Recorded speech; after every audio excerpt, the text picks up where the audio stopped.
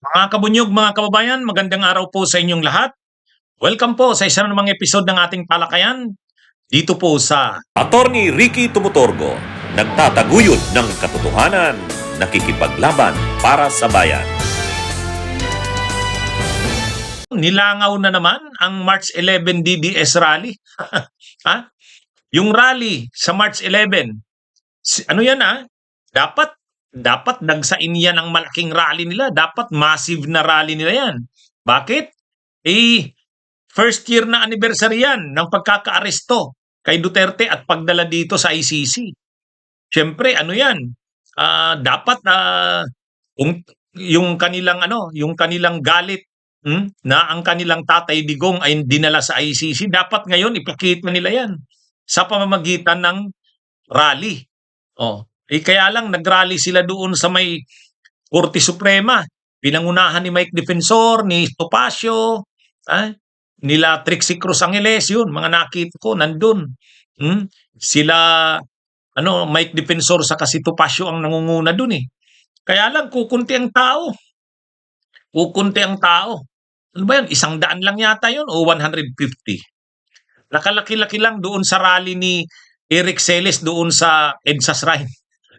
Yung rally kasi ni Eric Celes doon sa EDSA Shrine, ano lang yun? Mga 35 lang yun, mga vloggers pa. Ito medyo malaki-laki naman. Malaki-laki naman to. Tsaka pumunta nga pala si Robin Hood Padilla. Tama, pumunta. Di dapat dahil nandun si Robin Hood Padilla, dapat marami. Pero hindi. Wala na talaga kasing yung sinasabing 32 million na supporters ni Sara Duterte. Wala yun. Nakailang beses na silang patawag ng mga malalaking rallies nila. Yung sinasabing mga one time, big time, wala eh. Tinitingnan mo, kukunti. Hindi sila nakakamobilize ng malaking rally. Ang nakakamobilize ng malaking rally, Iglesia ni Cristo. Pero ang problema sa Iglesia ni Cristo, hindi naman nila pinapapasok sa kanila yung mga DDS. Gusto ng Iglesia ni Cristo, pag rally nila, sila lang. Hindi pwedeng sumausaw doon yung mga DDS. Kaya ang nangyari, nung rally ng Iglesia ni Cristo sa Luneta, may rally rin yung mga DDS doon sa People Power Monument. Pero nung yung rally nila doon, 2,000 lang yata yun. 2,000.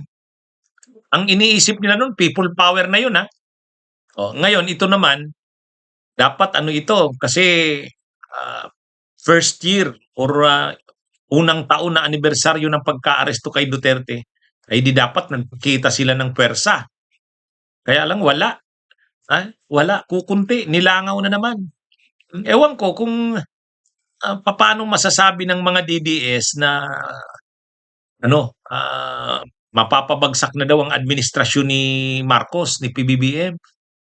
Paano mo mapapabagsak sa ganyan na bilang? Mas malaki pa ang mga rallies ng mga leftist. Ito hindi. Wala talaga. May mga pera naman yan. May mga pera naman yan na panggastos. Marami sila Chavit Singson, sila Mike Defensor, mga mapipera yan. Siyempre kung gusto nilang mag-mobilize ng maraming tao, may pera sila. Pero bakit hindi nakakamobilize? Kaya hindi nakakakuha ng support ng military. Ang gusto nila sa military, mag-alsa na. Yung kudeta o kaya withdrawal of military support. Ang problema, hindi naman susugal ang military na sumuporta, mag-withdraw ng military support or kung wala namang suporta ng tao. Ang problema, ito na nga nanawagan na naman sila ng malaking rally ngayon. Ang rally nila, ginawa nila sa Korte Suprema kasi gusto nilang i-pressure ang Korte Suprema na maglabas na ng desisyon. May nakapending kasing petition sa Korte Suprema. Ini-question yung pagkaka-aresto kay Duterte. Kaya lang, wala pang desisyon ng Korte Suprema doon. Ngayon, nagrarally na sila para pressurein ang Korte Suprema. Mayroon silang signature campaign, yung kami naman. Sinusulong ng mga vloggers yan ng DDS. Ang original yatang target nila, milyon ba o ano? Ang na-release lang yata nung isang linggo, 162,000. O ngayon, 200,000 plus na yata. Pero maliit yun. Kasi buong Pilipinas yun eh. Kung totoong mayroong malakas na suporta pa ang Duterte, ang dali nilang makatipon ng perma ng 1 million. Ngayon, hindi umabot eh. Nung nakaraang linggo, 162,000 lang yun nung sinabmit nila sa Korte Suprema. mayroon daw napahabol na naman ngayon, 200 plus yata ang inabot ng total. So maliit yun. Maliit yun. Kasi kung ang pinagmamalaki nila, malakas si Sara Duterte, ay di dapat madaling magpapirma. Bukod sa madaling magpapirma, dapat pag may rally sila, buhos ang tao.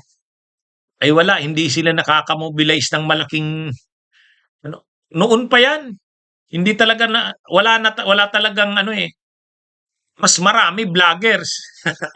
Linalive na lang nila sa mga page at saka mga channels. Pero yung physical na presensya ng mga supporters ng Duterte, wala. Hindi makita eh. Lalo na ito, dapat March 11 ito, dapat malaki ang kanilang rally ngayon. Ano yun?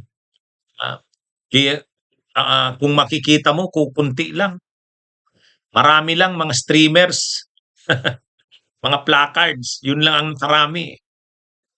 Anyway, ang pinapakita niyan, ibig sabihin, wala talagang pwersa ang Duterte para manawagan ng people power. Maraming beses na nilang inambisyon yan.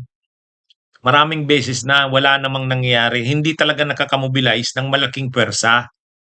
Ibig sabihin, trolls, yung makikita mo mga support sa social media, trolls.